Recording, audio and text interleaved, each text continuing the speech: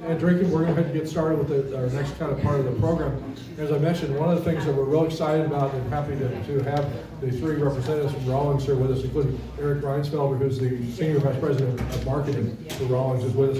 And I have to share my first Rawlings story, first of all, before we get started, because I still have this with me. I was a Cardinal fan growing up.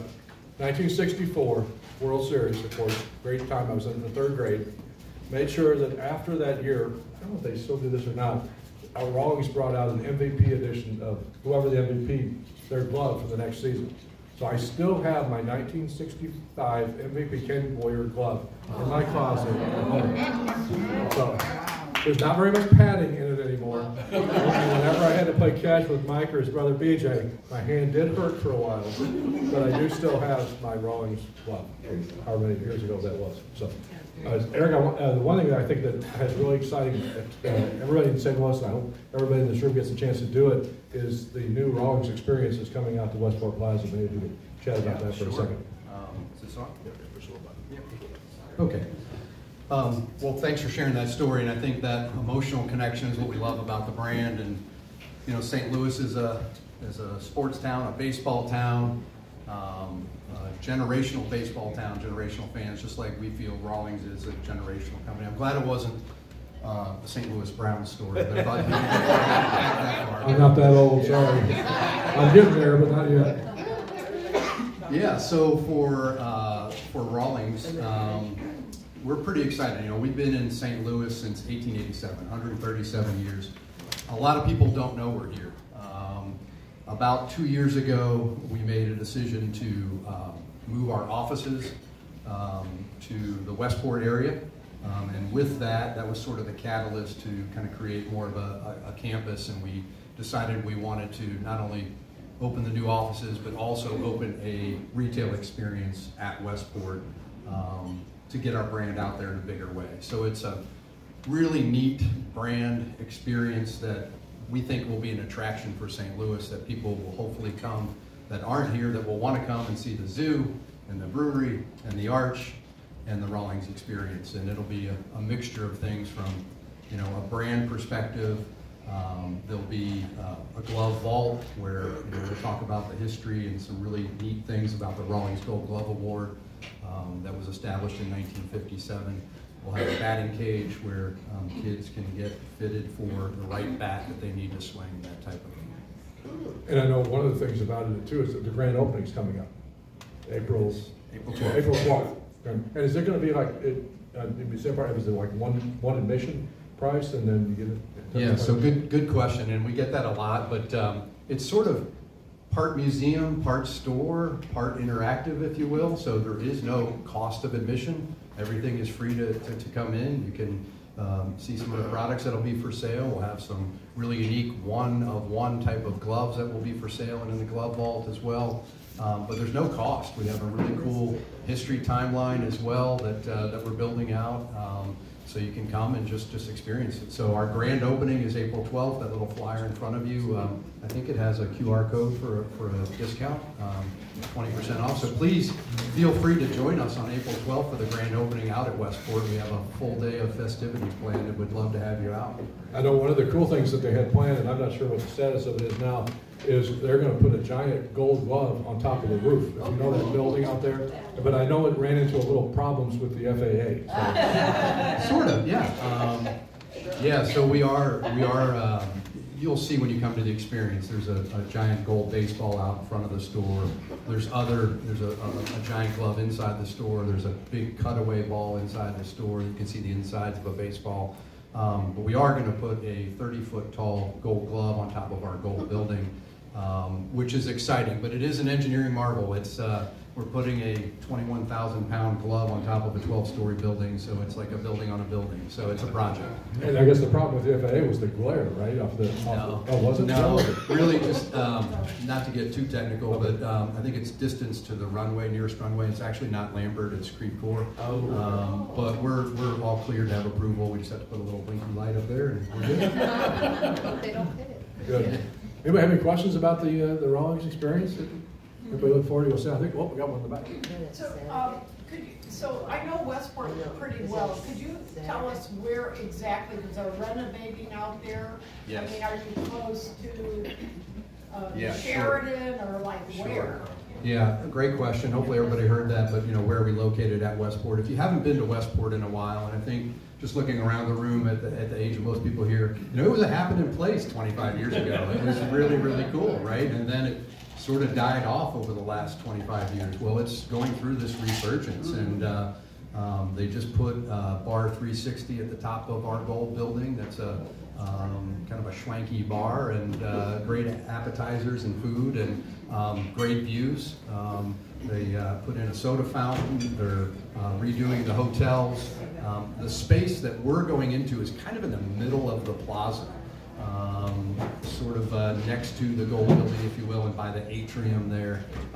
It was the old Casa Gallardo, and then there was a dueling piano bar up above. So it's 14,000 square feet on 2 floors. So we have two levels, and we've got an opening in the floor, so you can see upstairs and make your way upstairs. So yeah, Westport is going through a great revitalization. There'll be lots to do. We will have a giant TV screen on the front as well. LHM that owns Westport leveled about an acre's worth of buildings right in front of our store and created a green space where they will begin to host parties in the plaza again. On our giant TV, we'll have some watch parties, maybe a Field of Dreams or Bad News Bears or Sandlot, something like that. Bring families out. We'll do Cardinal watch parties. People can come out. There'll be some new restaurants going in over the next year as well that I think will bring people to Westport as a whole. So we're excited about where we are.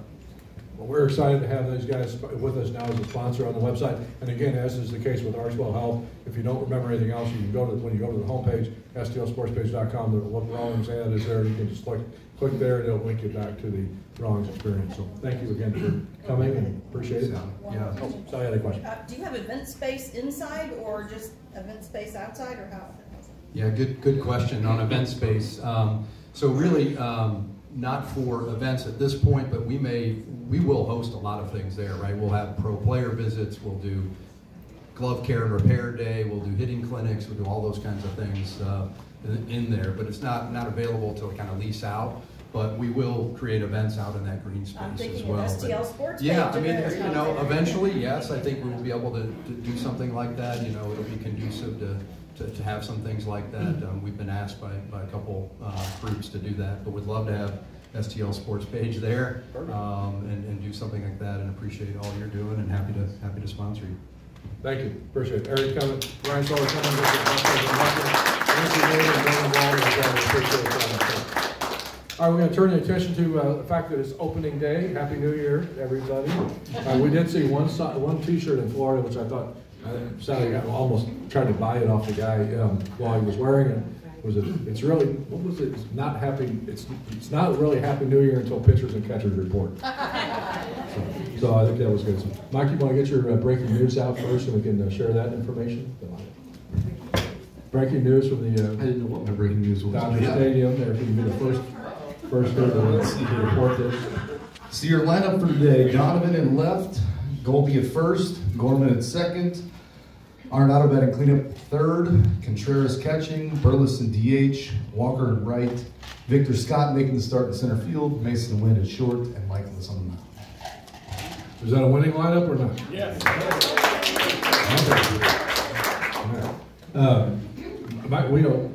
As I mentioned, Victor Scott II was one of our guests at the party, and I've known Dylan Carlson since he was drafted by the Cardinals, so I like him. I'm good friends with his dad, so I really feel sorry that he's not playing. But I think it is exciting to have Victor Scott out there playing, and he's a great kid, and I think he's going to do really well. But you were looking up one thing about him today that I think was interesting. Yeah, I do have one question for anybody in the room. Does anybody have a clue how many total stolen bases the Cardinals had last year as a team?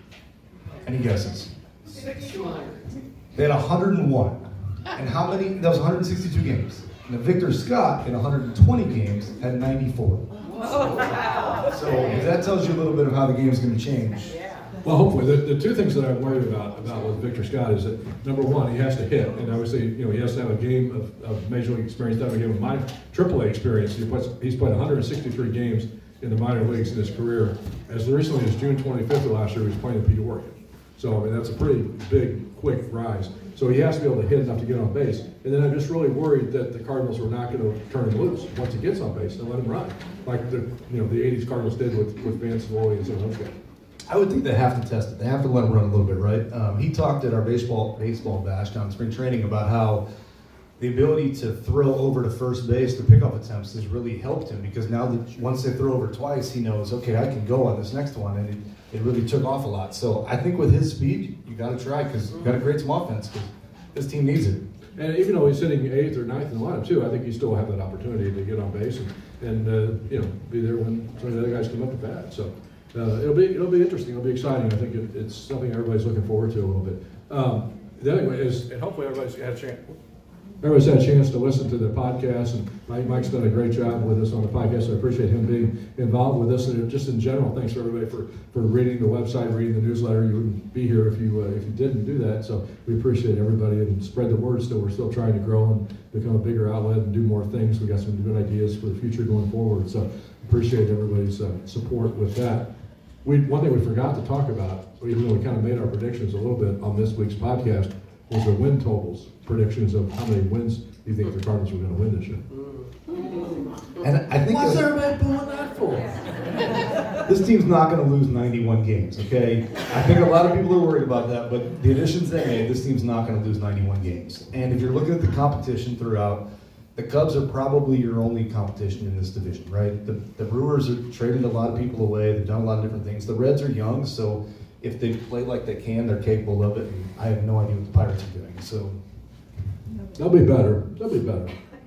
I think one of the things I saw last year, one comment on Twitter, or X, if we want to be correct about the new name, I still can't figure that out. But anyway, somebody said when the Cardinals were going through one of their slumps in July, August, now I know what it feels like to be a Reds or a Pirates fan. So that was a pretty good line. So what's your total number of wins prediction? my number is 88. When you go through this schedule and you look at the division, I think this team will finish with 88 wins and the Cubs with 86. Over or under 88 wins? Anybody? Who's over? Over? Under. That's pretty. All right, how many over? Let's go. How many over? 88. How many under 88? Is under 88 going to be enough to win the division? It can be. I think, I'll say this, I don't know how many wins they're going to end up having, but I think I saw one prediction, one of the different predictions was that all 5 teams in the NL Central will be within 5 games of each other at the end of the season. So that would be one exciting race. That is the one. Not great baseball, but exciting race. As we talked about before, the NL Central is one of the weaker divisions, so it is kind of the benefit that we have, so to speak. But we also want to see this team not just get to the postseason, go farther once they get in. Let's open up to some questions. Who's got questions that we can either fib about or tell you the truth or answer or make up a story, whatever. Who's got a comment or a comment? Who has 90 wins on the Cardinal prediction? Who thinks they're going to get to 90 this year? Nobody. Okay. So over 88, you didn't stretch it by too far. Here, I'll ask a question though. So, how many wins do you think Lance Lynn will have? I think the biggest question mark is which Lance Lynn shows up, right? The Lance Lynn of the last couple years, you're probably hoping that he's, 10 to 12, but if we get the Lance Lynn that we've seen before, 12 to 15, and, you get 15 wins out of your starting pitcher, you're probably looking pretty good, right? I think that's one of the questions that the Cardinal that everybody kind of has is just how good is the starting rotation going to be because of the fact that they added Sonny Gray, they added Lance Lynn, they added Kyle Gibson, but they didn't really get a guy that I think everybody's like saying, "Wow, we got that guy," and I think that's what people wanted was that guy, and we didn't get that guy. But I think they've also revamped the bullpen too. And when you look at last season, a lot of these starting pitchers were only lasting 4, 5, maybe 6 innings. And so the 3 new pitchers you picked up all typically go into the 7th and 8th inning, which is going to make a big difference on this bullpen as well. The other thing about wins is that, in this age of analytics and sabermetrics and whatever you want to call it, I do think that the number of wins for a starting pitcher has been devalued. I don't think that people look at the, this guy's the best pitcher in baseball because he won 20 games. The era of kind of like we've talked about before, different eras of baseball that changed, statistics changed, but to me, wins is still a valuable statistics, and I think that for this Cardinals to be an effective club, like Sonny Gray, for example, has to probably win close to 20 games. I mean, I don't, you can devalue wins all you want, but I think, that proves that he was in ball games, that he's proving that the team won ball games, and that he, kept was able to pitch. I always say that the best ability in baseball is availability. And I think that's one of the things that Sonny Gray's going to prove right now, so that he can get back there and pitch well. So. And the other thing, too, is you look at Kyle Gibson, who finished second in the American League last year in wins. So you want to talk about his ERA, you want to talk about some other numbers. Well, if you're looking at the value of, did he give us a quality start of 6 innings to get that win, he did that the majority of the time. And you're also overlooking the fact he also led the American League hits allowed. He did that too. Who else got some questions? Is Steve Matz looking better this year? He looks okay. He's a nice looking guy. No, I mean, Oh, you mean pitching one? Oh, okay. No, I think he had a pretty good spring. I mean, they brought him along a little slowly. They want to make sure he can try to keep him healthy. But I think especially that last start he had in Arizona on Monday, I thought he pitched okay. So, the interesting thing to me about the rotation is going to be, as we kind of joking aside, the expectation is that Gray's going to probably only miss a couple of starts, and he could be back as early as this end of this first homestand. So then, Thompson is kind of taking that spot in the rotation to start with. So you're curious to see what happens when Gray comes back, because obviously they could stay at 5 starters, they could go to 6 and keep Thompson. But if Thompson, the way he pitched this spring, he and Michaels were the 2 best starters, I thought, this spring. If he pitches well his first 2 times on this road trip, I'd have a hard time taking him out of the rotation. So it'll be interesting to see what they do then. So. Yes, sir. In your talks with Ollie, has he indicated he may leave pitchers in longer this year, or is No. it kind of the? Okay. But I think he's a new era manager. I think he does have a feeling that the whole thing about trying to face a hitter for the 3rd time is a thing, and that it's going to be interesting to see how he adjusts to that. I do think he likes the fact that he's got more veteran pitchers that have a track record of going deeper into a ball game. It's funny. I remember a story, a book I was doing years ago, kind of a Where Are They Now book on the 1982 Cardinals, and Dave LaPointe was a rookie pitcher on that team. And I think this is irrelevant to what we're talking about. He said, and I don't remember who they were facing or what the opponent was, but it was somebody who was a really good hitter, somebody who's like established hitter in the league. And LaPointe's like throwing in every different pitch he has in like a situation with like 2 outs and nobody on base or whatever early in the ballgame. And he told me the story later. He said Keith Hernandez came up to him in the dugout after that inning and like grabbed him by the neck and was pushing him against the wall. He said, "What are you doing?" And he's like, "What do you mean?" He goes, "Why did you throw those pitches to him in that situation? You didn't need to do that. Just throw a fastball there. What are you going? What are you going? 6th inning, 7th inning, he comes up, tying run on base, 2 outs. What are you going to throw him then? He's already seen that pitch." And so I think it was an education that they say he never forgot. And I think maybe sometimes the young pitchers and stuff maybe that's part of the problem about going deeper into ball games, is they don't think that I'm going to face this guy 3 times. I'm going to face this guy 4 times. I may face him in a different situation. So they have to have kind of something in reserve that the guy's not expecting. And this team really relies on the analytics. And so if the numbers tell them, hey, your batting average goes down 3rd time through or 4th time through, etc., that's really what they focus on. And so I also think that as they look at analyzing the new pitchers they have too in Gray, Gibson, and Lynn, it's going to be a difference to see how long they let them go too. Who else got questions? Come on, you guys came here to the Cardinal fans. Sandy again? Yeah, I've got another question. So when we're talking about pitching, Montgomery's still out there. Could you give He your... signed with the Diamondbacks. When was that? 2 days ago. 2 days ago. Yeah. Sorry, I guess I am reading that newspaper. He was out there until a couple of days ago. Yeah, so I think a lot of people kind of wanted him to come back here. Yeah, but and the contract wasn't exorbitant. But that answered that question. Thank you. so. Do you think the addition of Brandon Crawford will be a good one for the team, since he is a veteran? Yeah, I do. I think he and Mason have developed a pretty good relationship, it seems, already, and Mason seems like he's approachable to ask questions, and I think Crawford understood the role when he came here, and I think he's going to get a chance to play a little bit. But I think the one kind of addition like that maybe surprised people was I think Matt Carpenter is going to actually help this club. And I mean, I think maybe before I admit when I first saw the press release come through on the email the day they signed him, I went, wait, what? And then first of all, you make sure it's not a fake account to send the email, and then you make sure that it's not, he's signing a ceremonial, one-day contract to retire as a Cardinal, and then he went, I guess this is for real, so, but he had a great spring, and I think, I did a story on him, and we had a nice little chat, and he's like, the least thing I'm thinking about is me. And I think that's really helped kind of free him up mentally and physically. That I think he's going to play maybe more than some people expected, and I think he's going to play a role even when he doesn't play, and it's going to help this club. And I think Crawford would be in that same category. So.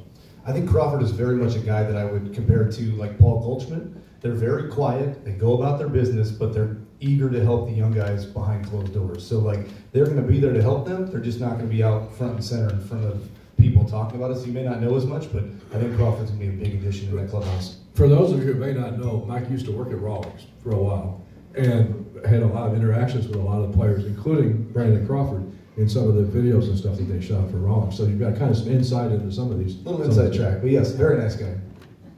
Who else got some questions? Yes, ma'am. As far as the mentorship, was the audience spring training, or what's that? That would be a no. And I don't really know. I mean, we thought early on we were going to see him. Then we thought, the expectation was he'd be there by the end of March, and if he came, and I didn't see him. So I think that's an interesting story to kind of monitor as to exactly what his situation with the club is going to be. I mean, his situation, I could basically honestly say his situation is going to be whatever he wants it to be. Right. If he wants to show up, he'll show up. And if he doesn't want to show up, I don't think he'll be there. So it'll be, he may be having conversations on the phone or text or something like that with Wilson or with somebody, Herrera or some of the other catchers that we're not aware of. So even though physically he's not present, but he was not present in spring training. What about the management? I mean, The management? yes, the manager Oh. and upper people, lifts and things like that. You think if, hopefully not, we do well, but if we don't do well in these first couple of months. Yeah. I don't really anticipate anything major happening during the season, even if the team is struggling. I think one of the reasons they signed Ollie to the extension was to kind of take that pressure off of him a little bit, so that they wouldn't have to be answering questions if they start the year 3-10 or something like that on this road trip. Which, with the hard schedule they have in April with the injuries, I mean, it's entirely possible that they struggle out of the gate. But I don't think that's I think basically if they get through April playing 500, they'll be in good shape. But I think that that was part of the reason for that move. But I also think if you get into July and August and the team is real bad, signing that contract extension is not going to help them. I think they've done, they've shown in the past that that's not going to stand in the way. But if this club, I will say this, if this club, I don't know what Mike's opinion on this is, but to me, my opinion is if this club does for some reason have another really bad year, I don't know that you'll recognize this club or the front office at this time next year. I think there will be massive changes. And I would think that Mo is very analytical driven, and so that's where his trust in Ollie has come, because Ollie shows that he follows the way. And just because he signed an extension, that didn't work out for Schilt very well, right? So I don't think they're concerned about that. But I also think too that it's probably more on Mo this year than it is on Ollie, because he's the one who put this team together. He's the one who built it the way that it is. And so if this team can't win again because of that, then there's going to be a lot of changes in the front office. Time for a couple more? Yes. Which Cardinal do you think is the most charismatic? Charismatic. Like the leadership, keep level-headed. Well, Goldschmidt's probably the most level-headed because he doesn't get emotional, he doesn't get too high, he doesn't get too low. I mean, he's very much a guy that wants to win, wants to play hard. He's also a guy that is very, I think behind the scenes talking to his teammates. He's not a guy that's going to ever grab a microphone and talk about himself. I think Brendan Donovan's actually more of a guy that's going to be that emotional leader of this club. And I think he was a guy that this team really missed a year ago, was having him in the lineup. So having him back healthy, I think he's going to make a difference to this club. And I think especially as he gets a little bit older, more established in the league, even though he's established himself now, he's still a relatively young player. I think he's going to probably become kind of the guy that is the guy we talk about with this club. Yeah, I think Donovan would have been my answer too. I think he's the guy who's going to come through. Shows I've taught you well. Yeah, has to be the guy. Not to say that we have disagreements about stuff, because we do. Usually we have disagreements when you're trying to set your fantasy lineup for the Generally, or when I'm teaching you about the BIP of somebody, or their what? hard hit percentage, or their whatever other analytics that we're discussing is. Yes. Okay. Anybody else got questions? Sal? Well, we're always talking about, you cover the minor leagues, and we go to Memphis and Springfield a lot. Could you just tell them a little bit like how easy it is to go to those games and how fun it is, how you see the players and stuff? Yeah, it's the access is great. I mean, as far as there's usually smaller like crowds. If anybody wants to go, yeah. Yeah, and you have pro covers. It's really kind of fun to see these guys and kind of get the minor league level and predict who's going to be a star when they get to the big league level, and kind of get to know them. And one of the things that I've have tried to do, and I think it's worked out well, is that because we do get to know some of these players when they're in rookie ball. I mean, I first met Nolan Gorman in Johnson City, Tennessee, when he was first drafted with the club. So it does help you kind of later on as they grow up. It is fun to watch these guys, and even in Peoria, Springfield, and say, I remember, when they get to the big leagues, I remember watching him at that level. And the tickets are cheaper, number one. Concession stand prices are cheaper. So it's the entertainment value is there. It's fun. It's a good trip. There's a lot of other stuff to do in all the cities where the Cardinals have minor league clubs. So, although I am sad that Johnson City's no longer there. Johnson City, Tennessee.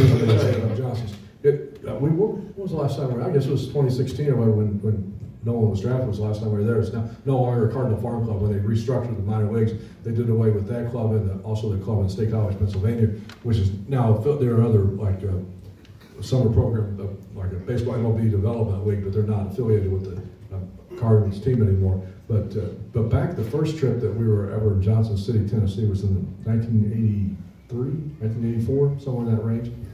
This ballpark, as a throwback to old minor league ballparks, they've been a Cardinals Farm Club since the 1940s or whatever. In right field, they did not have a fence. They had a hedge, and it was up the top of a hill. So it was quite exciting. But when we how about the ticket office? Oh well, okay. So when we went back in about 2016 or whatever it was, they had managed to take out the hill, same location, but they had managed to take out the hill and the hedge and put up a fence. So, but no ticket office. The ticket office was a cardboard table in front of the Pop-up tent. He was selling your tickets. He was taking your ticket, and he was checking you for security too. I think. I mean, you talk about the rawest of levels of professional baseball. That was it. The other great places is everybody's been to Roger Dean and the Chevrolet Stadium complex. If you go back to the back fields, Field 1, which is the field right directly behind the clubhouse and the bullpens and pitching mounts, all that kind of stuff. That's where what they call the Complex League team plays now. It used to be Florida Gulf Coast League, but now they call it the Complex League. They play their games there at 1 o'clock in the afternoon in July. Oh, wow. And it's hot. And you've got, about 3 people in the stands watching, whoever's girlfriend happens to be there, maybe a mom or dad, and that's it. I mean, there were guys playing in that league who had played at Division I college baseball tournaments or teams in front of 10,000 fans, or been to the College World Series in Omaha playing in front of however many people, and they're trying to prove that they're ready to move up to the next level in that environment. I mean, you talk about, people forget, I think sometimes, about how hard you see guys playing at the major league level, but you forget how hard it is to get there. I mean, what you have to go through, the conditions like that to play in, that you have to basically motivate yourself. There's no one else there to motivate you to succeed. And the guys that do it and succeed there and kind of come up through the ranks, it is exciting to see them and they're to be rewarded and to be credited for their accomplishments in doing that. So, want to do some more attendance prizes? Another question. Oh, we got another question. Sorry. I just had a comment. Goldschmidt didn't look very good at spring training. That's a polite way to say it. And he always has a slow start, but hopefully this is his slow start before he... Yeah, I hope you're right too. Yeah, he had a double the other day, which was positive sign.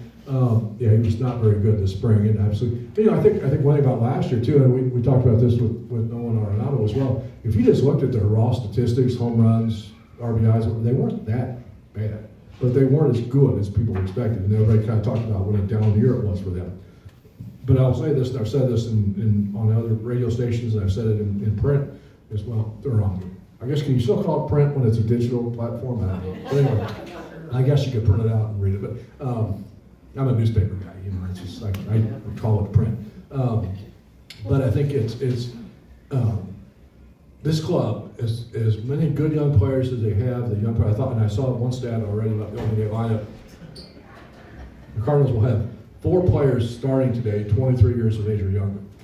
The last time they had 4 players, 23 or younger, in their opening day starting lineup, 1924. Exactly 100 years ago. And I think that's what shows you that how important Goldie and Arenado Well, are. that's where I was going. Yeah, Yes. yeah. Go ahead. I mean, that's what I'm going to say was basically if this club is going to be better than they were a year ago, better in terms of being able to be in the race, it's going to start with Goldschmidt and Arenado. They have to be the guys that this club builds around, and that's because they made their bets. Kind of like Sonny Gray, they made their biggest bet on Sonny Gray being their ace, and for them to be successful, he has to be an ace. So on the Goldschmidt part, since we have Mr. Rawlings here, Down here, not me. I wondered, when he first redesigned his bat, he was lights out. And then last year it wasn't as successful. Could it be that he needs to go back to a traditional Rawlings bat, maybe a little lighter based on his age than this big, heavy, whatever? You're hired. Yeah, we're working on it. He uses our gloves but not our bat. But I mean, has anyone talked to him about this bat situation? Because, I mean, his statistics this spring were, as you said, really horrible. White Hairs at one time said the 2 toughest times to judge a player are September and March. And so I think especially with a veteran player, we'll talk about this with the veteran pitchers the Cardinals have signed, I don't really get too caught up in spring training statistics of their performance because you never know what their situation is. I mean, Kyle Gibson in Florida was awful. I mean, as far as if you just looked at the raw numbers. But like when we were talking to him one day after the game, he's talking about how he threw the same pitch on 3 consecutive pitches because he was trying to get the feel for it, trying to get it right. And he's like, and the third one I think was a home run. So, he said like, I would never do that in a regular season game. There's no way that pitch sequence would happen. So that's why you kind of have to throw out some of the statistics. And so as far as like Goldschmidt's concerned, I don't know if he had something specific that he was trying to do differently. So you kind of almost have to give those guys the benefit of the doubt because of their track record at this point. Me? No. Oh, not me. Okay, sound like my ring. But anyway, so let's see. I mean, he has to do it now. I mean, there's no more time. It's go time. So I mean, we'll find out if he can. If those spring training statistics didn't mean something, and that he, sometimes, the one thing about players too, and I'm not saying this is the case with Goldschmidt, but we have seen it with other players, not only the Cardinals but with other teams as well. Is age is a funny thing. I mean, sometimes you can get old in a hurry. And it's and I'm 35, 36. And that's relatively speaking not young, not old. I mean, there's certainly a lot of players, but sometimes guys get old when they're 33. I mean, sometimes it can happen really quick. So I think the correct answer you were supposed to say though is their batting average would be much higher if they were swinging the Rawlings bat. Oh, okay. That's the answer you're looking for. So yes, that's probably true. Yes. But yeah, as far as equipment, those guys pay attention to so many things, and a half an ounce can make a difference, or an inch, or a length, and they're constantly tweaking. Or where the weight is in the bat. Yeah. Exactly. If the weight's in the handle, or the weight's in the barrel, those guys are constantly tweaking everything. So yes, I'm sure he's looking at his bat. I'm sure he's looking at everything to try to figure out what's going to produce the quickest swing speed through the zone. Yes. Do you think it's a good thing for the Cardinals schedule since we're starting in the checkbook team, and then we go and play the Padres, that it's better that it's warmer for them now? Because it seems like in the past, we've come home and we've played in the snow, or we've gone to Milwaukee or Cincinnati, and it's been so cold, and they've been down in Florida. I'll let you know in a week. Okay. I think the good weather definitely helps. I think as far as that is concerned, because early April and saying, well, you never know what the weather's going to be like. It could be really good, it could be really bad. So we've seen all different conditions.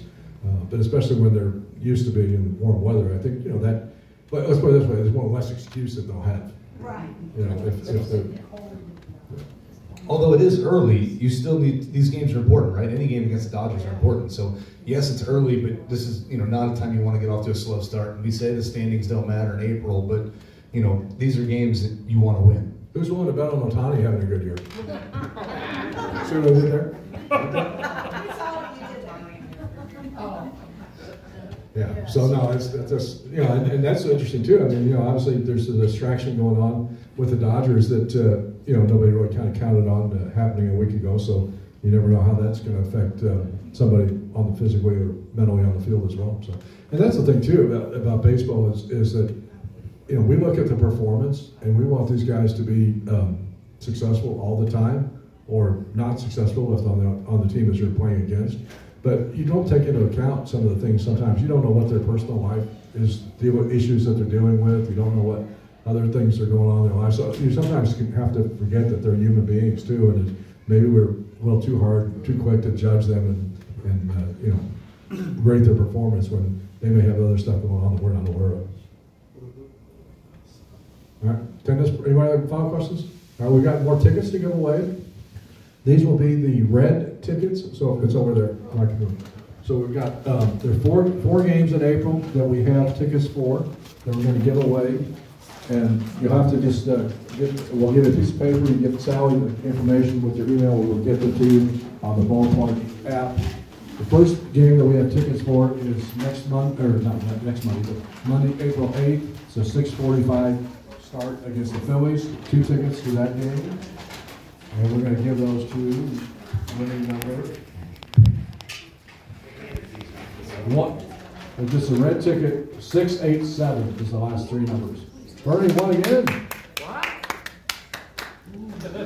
Bernie's on a roll here. All right.